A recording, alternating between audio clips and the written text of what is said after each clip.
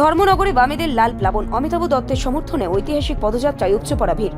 আসন্ন ধর্মনগর বিধানসভা কেন্দ্রের উপনির্বাচনকে কেন্দ্র করে রাজনৈতিক পারদ এখন তুঙ্গে।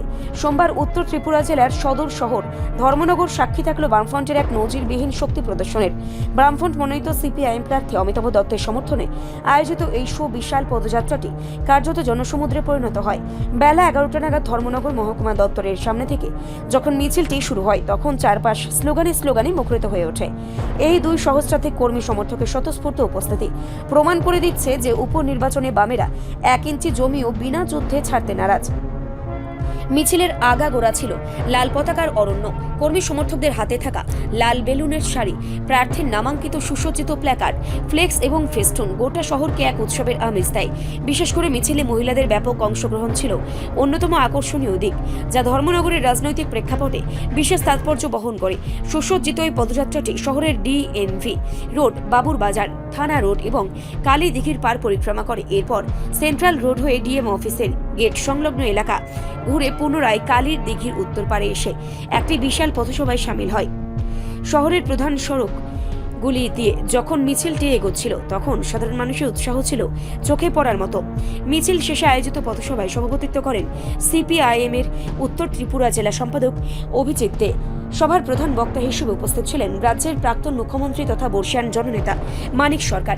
তিনি বক্তব্য রাখেন। বক্তব্যে বর্তমান শাসক দলের ব্যর্থতা এবং গণতন্ত্র পুনরুদ্ধারের ডাক দেন। প্রার্থী অমিতাভ দত্ত তার বক্তব্যে এলাকার মানুষের পাশে থেকে কাজ করার অঙ্গীকার করেন। সভায় বক্তব্য রাখেন বিধায়ক ইসলাম উদ্দিন, প্রবীণ নারী নেত্রী বিজিতা নাথ, ধর্মনগর মহকুমার সম্পাদক রতন রায় এবং অভিজিৎ দে। প্রত্যেকের ভাষণে উঠে আসে উন্নয়নের প্রশ্নে শাসক দলের উদাসীনতা এবং সাধারণ মানুষের বঞ্চনার কথা। এদিনের ওই রাজনৈতিক কর্মসূচিতে আরও উপস্থিত ছিলেন বিধায়ক শৈলেন্দ্র চন্দ্র নাথ এবং বিধায়ক সুদীপ সরকার সহ জেলা ও মহকুমা স্তরের বিশিষ্ট নেতৃত্ববৃন্দ। রাজনৈতিক বিশ্লেষকদের মতে ধর্মনগরের উপনির্বাচনে বামেদের ওই বিশাল জমায়েত কেবল একটি নির্বাচনী মিছিল নয়, বরং এটি সাধারণ মানুষের ক্ষোভের বহিঃপ্রকাশ।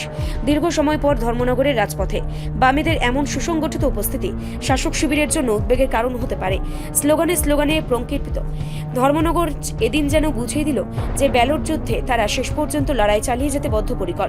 এখন দেখার বিষয় রাজপথের এই জনসমর্থন আগামী দিনে ভোটের বাক্সে কতটা প্রতিফলিত হবে। ভিত্তিতে বলবার চেষ্টা করুন, দেখবেন যারা বাধা দেওয়ার চেষ্টা করছে অধিকাংশ মাথা নুয়ে আর তর্ক না বাড়িয়ে চলে যাচ্ছে। 2-4 জন থাকার চেষ্টা করবে, হাত দিয়ে তাদের সরিয়ে ভোট দিতে যাবেন। আপনাদের পাড়া থেকে যারা ভোট দিতে যাবেন, আপনি ভোট দিয়ে ফিরে যাবেন না। আপনাদের পাড়ার সর্বশেষ যে ভোটার, তার ভোট দেওয়া শেষ হলে তারপর দলবদ্ধভাবে বাড়িতে ফিরে যান। আগে যারা ভোট দেবে পাড়ার বয়স্ক মানুষ, মহিলা মা বোনেরা, তাদের ভোট হলে তাদেরকে আগে পৌঁছে দিন। এই পদ্ধতিতে নির্বিঘ্নে ভোট সম্পন্ন হতে ভূমিকা নেই।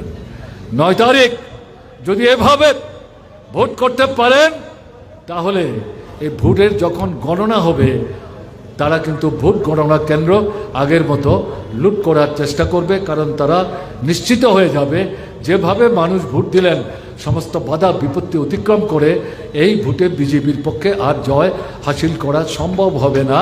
তাই ভোটের গণনা কেন্দ্রে গোলমাল বাঁধাবার চেষ্টা করতে পারে।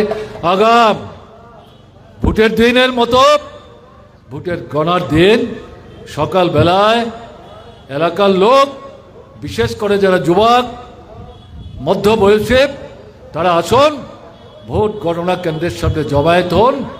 ভেতরে সাহসী বামপন্থী ফ্রন্টের প্রার্থীর ভোট গণতে পারে এরকমদের ভোট গণতে পাঠান। ভেতরে গোলমাল করার চেষ্টা করলে ভিতরেই এই গোলমালের প্রচেষ্টাকে প্রতিহত করতে হবে, প্রতিরোধ করতে হবে এবং চারিদিকে ঘেরাও করে আপনারা বসুন ভোট গণনা কেন্দ্রে। ভোট শেষ হলে পর জয়ের ফসল হাতে নিয়ে বাড়িতে ফিরবেন। এই দৃষ্টিভঙ্গি যদি নিতে পারেন, তাহলে আপনাদের জয় কেউ রুখতে পারবে না। হতে পারে ধর্মনগর বিধানসভা কেন্দ্রের উপনির্বাচন, কিন্তু এই নির্বাচনে এই নির্বাচক দৃষ্টান্ত স্থাপন করতে পারলে পর গোটা ত্রিপুরার সামনের দিনের গণতান্ত্রিক আন্দোলনের মধ্যে একটা মৌলিক পরিবর্তন আনাবার ক্ষেত্রে একটা পরিস্থিতির পরিমণ্ডল আপনারা তৈরি করতে পারবেন। আমার দৃঢ় বিশ্বাস ধর্মনগরের নির্বাচক মণ্ডলীর সামনে যে সুযোগ উপস্থিত হলো, এই সুযোগের সদ্ব্যবহার করার ক্ষেত্রে আপনারা পিছিয়ে থাকবেন না, বরং সাহসে ভর করে আপনারা এগিয়ে আসবেন, বামফ্রন্টের প্রার্থীকে জয়যুক্ত করার ক্ষেত্রে কার্যকরী ভূমিকা নেবেন। এই আহ্বান আপনাদের কাছে রেখে আমি আমার কথা বলা শেষ করছি। ভালো থাকবেন, আমার নমস্কার নেবেন। রিপোর্ট সংবাদ প্রতীক্ষা।